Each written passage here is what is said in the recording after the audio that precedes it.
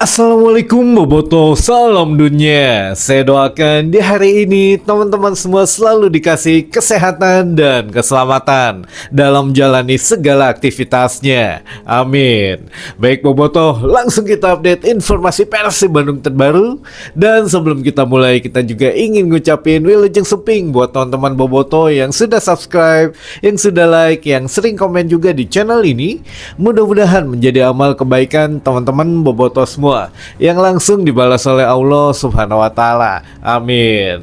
Dan Bobotoh mungkin sudah terlalu menyebar gitu ya kemana-mana, bahkan sudah menjadi bahan olok-olokan juga oleh supporter tim tetangga masalah GBLA. Nah ini sebetulnya kita juga ya serba salah gitu ya kalau sekarang sudah telat gitu ya, ingin ditutup-tutupi juga sudah tidak bisa. Kalaupun ingin melakukan satu klarifikasi, ya ini bentuk dari rasa tanggung jawab manajemen saja sebetulnya terhadap kita semua, terhadap skuad Persib juga gitu ya, termasuk staf pelatih yang mana kan di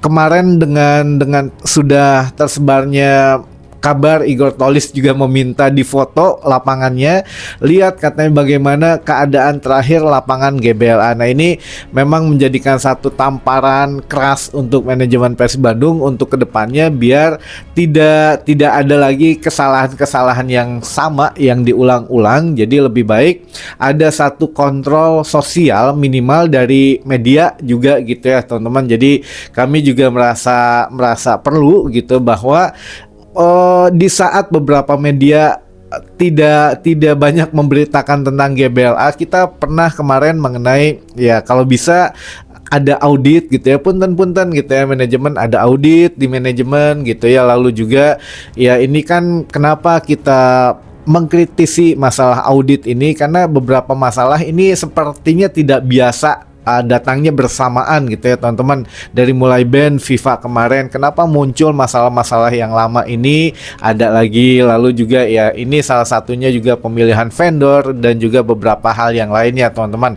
Nah ini menjadikan apakah memang yang paling krusial itu masalah IPO gitu ya. Apakah masalah IPO ini kok sampai gitu ya sekelas Persib Bandung tidak lolos dengan beberapa syarat yang masih harus dilengkapi. Nah ini agak sedikit menguras pikiran kita sebetulnya. Mungkin kalau Boboto yang biasa ya mikirnya mungkin ya masih tertunda atau masih ada yang kurang dan lain sebagainya. Tapi kalau dari sisi kami gitu melihatnya, wah ini kayaknya ada yang sesuatu nih yang memang agak janggal gitu ya. Nah ini yang makanya waktu itu kita sering mengulang-ulangi masalah audit ini gitu ya. Audit internal ya nggak ada salahnya kalau memang itu salah satu yang perlu gitu ya, dilakukan saja. Kalau memang tidak ada masalah ya aman gitu ya. Kalau memang ada sesuatu ya bisa terlihat juga hasilnya di sana. Nah salah satu juga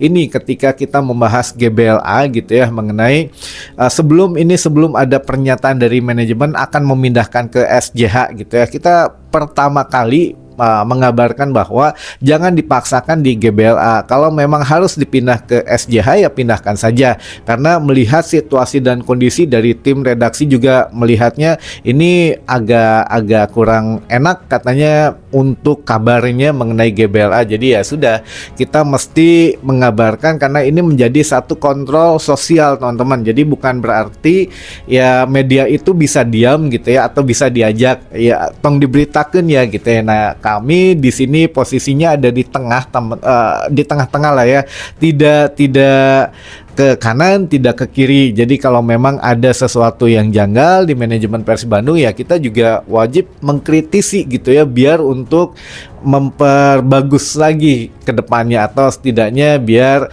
ya tidak menjadi blunder kesekian kalinya mengenai beberapa hal, terutama mengenai fasilitas gitu ya teman-teman. Nah ini juga kalau katakanlah manajemen kadang membuat satu terobosan baru, membuat satu visi yang baru, kadang tidak sampai ke grassroots dari teman-teman Boboto atau ke Boboto yang memang jarang membuka media sosial atau bagaimana. Nah kita juga turut menyampaikan. Jadi intinya adalah kita ingin semua hal di ekosistem Persib Bandung ini baik gitu ya, dari mulai bobotohnya, lebih mengerti apa yang akan disampaikan oleh manajemen. Kan kadang manajemen mengeluarkan satu visi, satu misi, tapi ya banyak bobotoh yang belum tahu. Ya buktinya kan masih banyak yang pertanyaan ini, pertanyaan itu, ya intinya adalah belum begitu dimengerti apa yang disampaikan manajemen, ya kita ikut nyampein gitu ya. Nah sekarang ketika ada beberapa hal yang memang menyangkut seharusnya publik tahu gitu ya,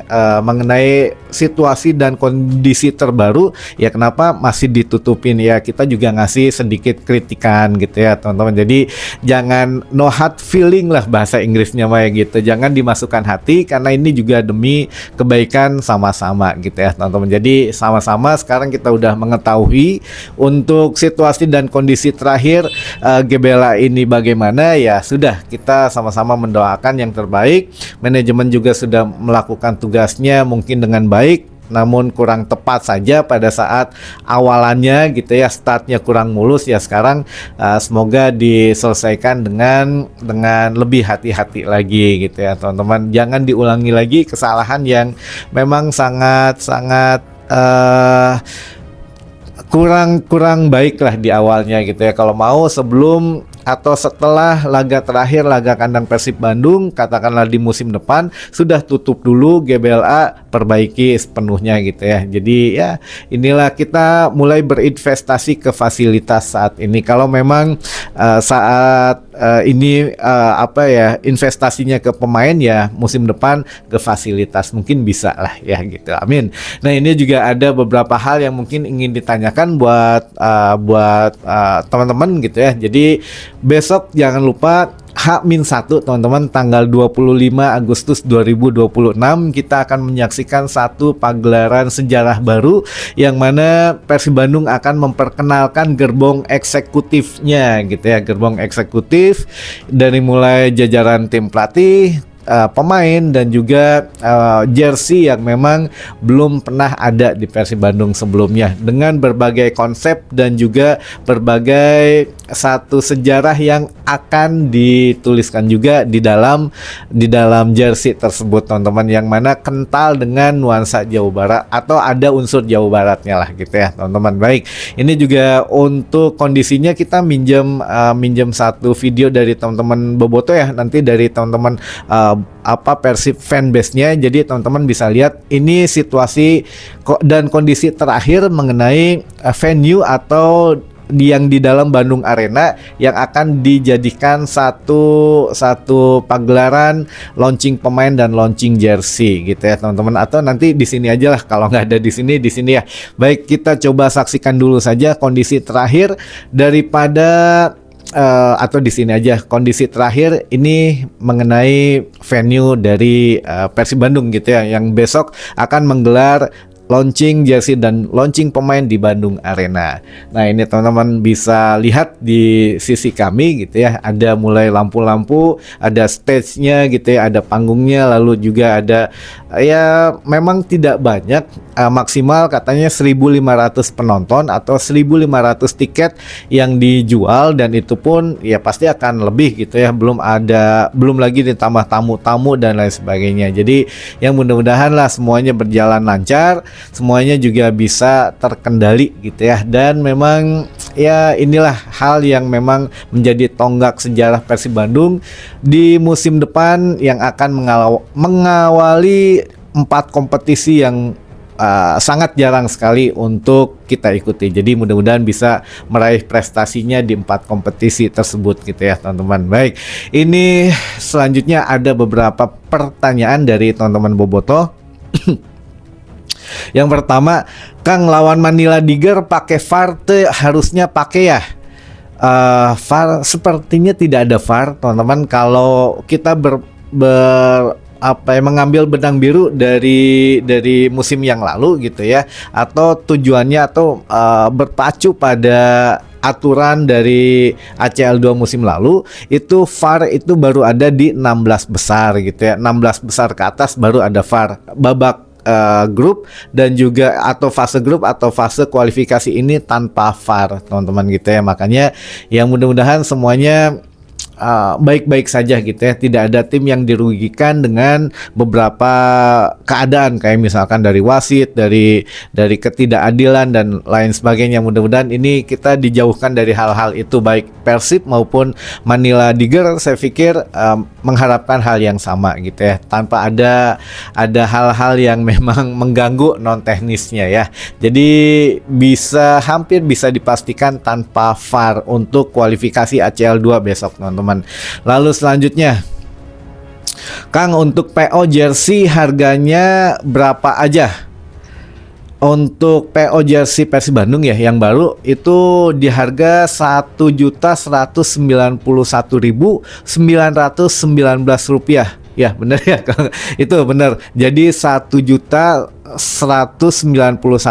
jadi 1191919 teman-teman. Nah ini kenapa harganya 1119 dan ada ya 1919-nya gitu ya.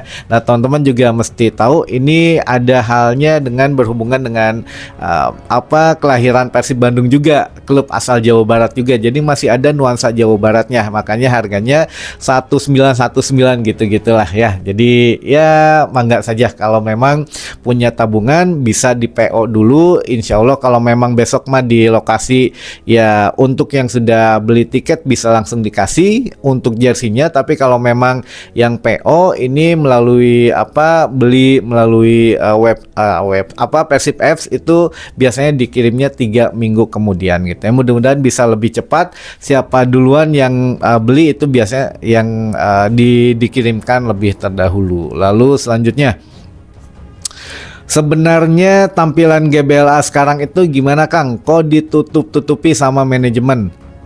Ya itu tadi, kalau memang tampilan GBLA itu kita nggak bisa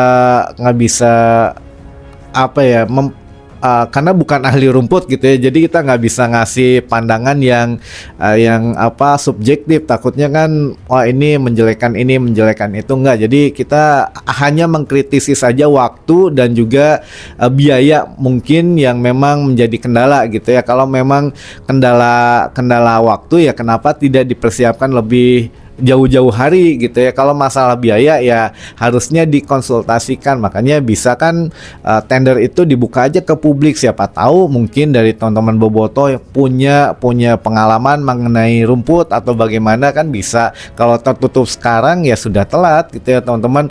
Biayanya udah keluar mungkin lebih lebih besar lagi, dan juga masalah tender juga kita nggak tahu ini vendornya siapa gitu ya. Makanya tidak ada kontrol sosialnya di sini. Makanya itu yang kita kritisi, bukan masalah rumputnya. Kalau rumput kita nggak ngerti gitu ya teman-teman.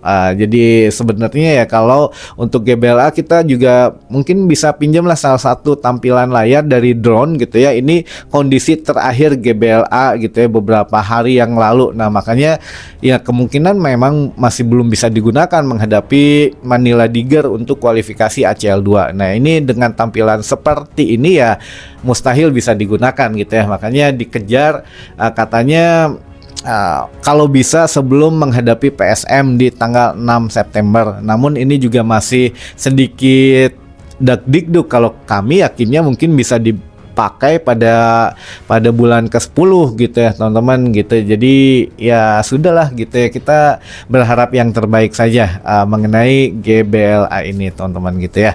Baik, selanjutnya pertanyaan terakhir dulu aja. Kang Uliam Baros cenah teu bisa main lawan Ratchaburi.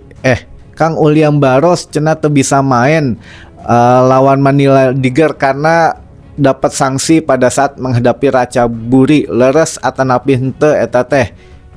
Iya, kalau Uliam Baros kan ada kalau nggak salah 2 kali laga tidak boleh membela Persib Bandung di ajang ACL, dan itu tetap berlaku gitu ya.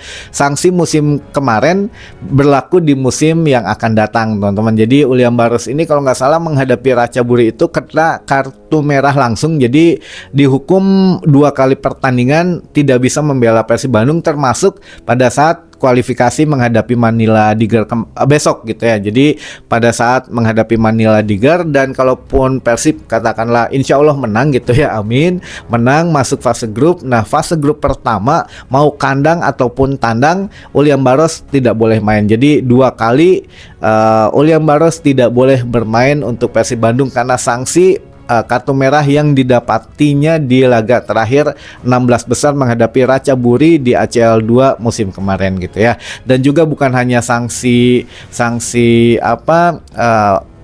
tampil saja, tapi ada administratifnya kalau nggak salah, $1.500 kalau dirupiahin 25 jutaan lah gitu ya teman-teman. Jadi ada sanksi uang 25 juta dan juga sanksi bermain 2 laga gitu ya teman-teman. Jadi ya tanpa penonton, tanpa William Barros gitu ya. Yang mudah-mudahan Coach Igor Tholis bisa memberikan sesuatu yang menjadi kejutan lah, biar kita minimal lolos dulu ke ACL 2 gitu ya teman-teman.